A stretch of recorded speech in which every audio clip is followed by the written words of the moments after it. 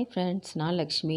இன்றைக்கி நம்ம பார்க்க போகிறது எள்ளு உருண்டை. ரொம்ப ஆரோக்கியமான ஸ்நாக் ரெசிபி தான். குழந்தைங்கள் முதல் பெரியவங்க வரைக்கும் தினமும் ஒரு உருண்டை இதில் எடுத்துக்கலாம். இதில் என்ன ஆப்ஷன்னா பார்த்தீங்கன்னா, கால்சியமும் இரும்பு சத்தும் அதிகம். அதனால் கண்டிப்பாக இதை டெய்லி எடுத்துக்கலாம். அதுக்கு முன்னாடி நம்மளோட சேனலை மறக்காமல் சப்ஸ்கிரைப் பண்ணிக்கோங்க. பக்கத்தில் இருக்கிற பெல் ஐக்கானையும் கிளிக் பண்ணிக்கோங்க. அப்போ தான் நான் போடுற ஒவ்வொரு வீடியோவும் உங்களை உடனடியாக சேரும். வாங்க எப்படி செய்யலான்னு பார்க்கலாம். ஃபஸ்ட்டு இதுக்கு ஒரு 150 கிராம் அளவுக்கு நான் எள்ளு எடுத்திருக்கேன். அதை நல்லா இந்த மாதிரி கழுவி எடுத்துக்கோங்க. வெள்ளை எள்ளு இருந்தால் வெள்ளை எள்ளு சேர்த்துக்கோங்க, கருப்பு எள்ளு இருந்தால் கருப்பு எள்ளு சேர்த்துக்கோங்க. இந்த மாதிரி கழுவி எடுத்துட்டு அந்த தண்ணியை நல்லா வடிகட்டிட்டு இந்த மாதிரி ஒரு வெள்ளை துணி போட்டு நல்லா அதை ஸ்ப்ரெட் பண்ணி விட்டுக்கோங்க.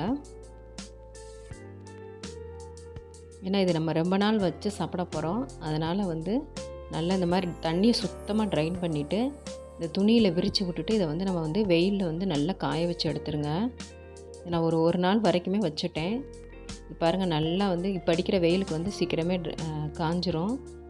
இப்போ இந்த மாதிரி எள்ளு காஞ்சதுக்கு அப்புறமா ஒரு பேனை ஹீட் பண்ணிவிட்டு நல்லா ரோஸ்ட் பண்ணி எடுக்க போகிறோம்.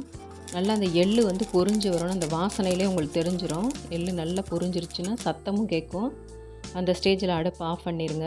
அது ஆறட்டும். அதுக்கப்புறம் ராகி அடை ரெடி பண்ண போகிறோம். அதுக்கு ஃபஸ்ட்டு கேழ்வரகு ஒரு 100 கிராம் அளவுக்கு கேழ்வரகு மாவு எடுத்திருக்கேன். அதில் கொஞ்சம் போல் உப்பு சேர்த்துட்டு தண்ணி கொஞ்சம் கொஞ்சமாக சேர்த்து நம்ம சப்பாத்தி மாவு பிசைவோம் இல்லையா, அந்த அளவுக்கு நம்ம இதை பிசைஞ்சு வச்சுக்கலாம். ரொம்ப தண்ணி ஆயிடக்கூடாது.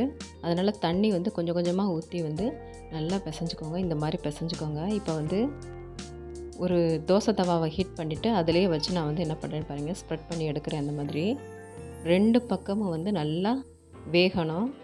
இந்த மாதிரி நல்லா தட்டி கொடுத்துக்கோங்க.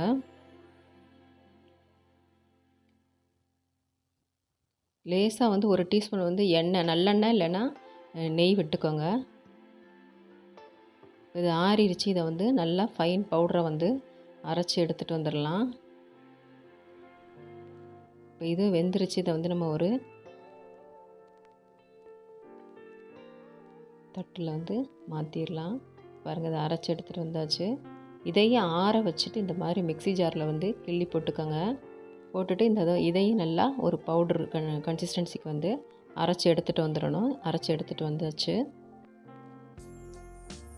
இப்போ ஒரு கடாயில் எள்ளு, அந்த பொடி பண்ண எள்ளு, கேழ்வரகு, அந்த அடை, வெல்லம் 250 கிராம் வெல்லம் நான் சேர்த்துருக்கேன். 1 டீஸ்பூன் அளவுக்கு ஏலக்காய் தூள் சேர்த்துருக்கேன். இது 3ஐயும் சேர்த்து நல்லா பிசைஞ்சிட்டு லட்டு ஷேப்புக்கு நம்ம உருட்டி எடுத்துக்கலாம்.